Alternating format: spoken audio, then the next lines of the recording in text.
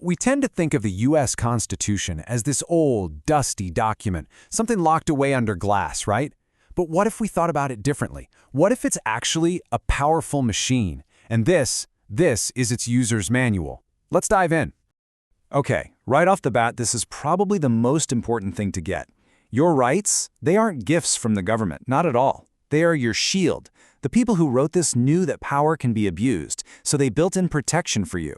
These rights are meant to be used, not just, admired from a distance. So yeah, that's exactly how we're going to approach this. Think of this as your guide to operating that power machine. We're going to look at the tools you have in your kit and, crucially, how to actually use them. All right, Section 1. Let's kick things off with the tools you can use every single day. These are the rights that protect your mind, your privacy, your basic dignity, and your normal, everyday life, long before you'd ever have to think about a courtroom. And the foundation of this whole toolkit, it's the First Amendment. What it really boils down to is this: your conscience is free. The government has no business controlling what you think or what you believe. And, they put this one first for a very good reason. They knew that the freedom to think for yourself, well, that's where all the other freedoms come from. Okay, so this is where the big ideas get real. That right to criticize the government, that's what lets you protest peacefully or, post your honest opinion online without fear. The idea that government has to be neutral on religion, that means you can wear your religious clothing freely. See? These aren't just some abstract concepts. They are actual usable rights for your day-to-day life. All right, next tool in the box, the Fourth Amendment. This is all about your privacy. But let's think about privacy as something more than just keeping secrets. It's really about dignity. It draws a hard line in the sand. It says your personal space, your body, your home, your stuff, it's not public property that the government can just come and inspect whenever it feels like it. So, what's the takeaway here? It's about knowing the script. There are these really simple but incredibly powerful phrases. Do you have a warrant? I do not consent to this search. The key is to be calm, be clear. You're not supposed to argue or get physical. You just use the tools that are right here in the manual. Okay, so those everyday rights, they're your first line of defense. But what happens when things get serious, when things escalate? What happens when the power of the state is pointed directly at you? Well, you guessed it, the user's manual has a section for that too. Right. Section 2. Think of this as the part of the toolkit with tools for those really high-stakes moments. The system is actually pretty smart about this. It assumes that when you're under a ton of pressure, you're vulnerable, and that's exactly when fairness has to be dialed up to the max. And here we have one of the most critical tools you'll ever find for direct confrontation, the Fifth Amendment. It's based on a really simple, fundamental truth. When people are under enough pressure, they can be forced to say pretty much anything. So this amendment, it's your stop button. It's the thing that guarantees you cannot be forced to testify against yourself. And that's the whole idea right there. Using your right to be silent isn't about being uncooperative or difficult. It's about using the protection that the manual gives you. It's a shield, and it was designed specifically to work best when you feel the most vulnerable. So let's be super clear on how you use this tool. It's a simple 3-step process, okay? Step 1, you say out loud, I am exercising my right to remain silent.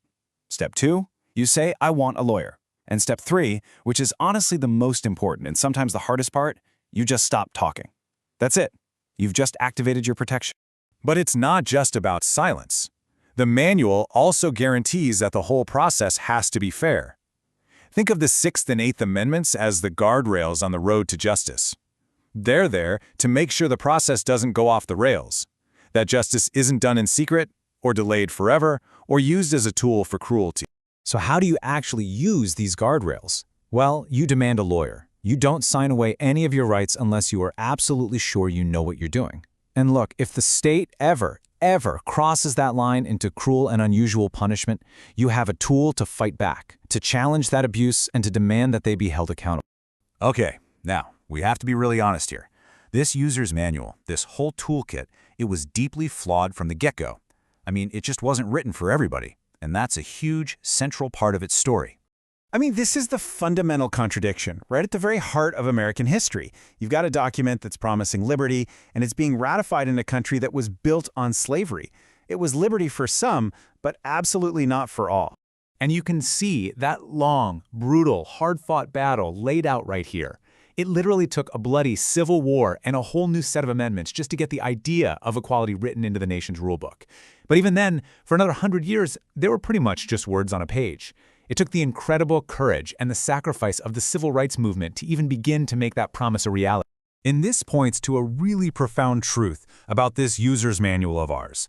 The words on the page, they aren't magic. They're powerless all by themselves. They need people. They need citizens who know their rights, who demand them, and who are willing to fight to make sure those rights apply to everyone. The Constitution doesn't save people. People are the ones who save the Constitution. So, okay, what does all this mean for us, right here, right now? Well, that brings us to the final and maybe the most important part of this user's manual, your role in all of this. Let me just say it as plainly as I can. Rights don't protect themselves. They just don't. They only work for people who know them, who understand them, and who are actually willing to use them. And that, right there, is the real truth about being a citizen. It's not passive. You're not just inheriting some perfect, finished thing. What you're actually inheriting is a responsibility to know this stuff, to practice it, and to defend it. So, if we're going to boil it all down, here are the key takeaways from the user's manual. Freedom, it takes discipline. Equality, that's an unfinished project. Justice, it requires you to be active.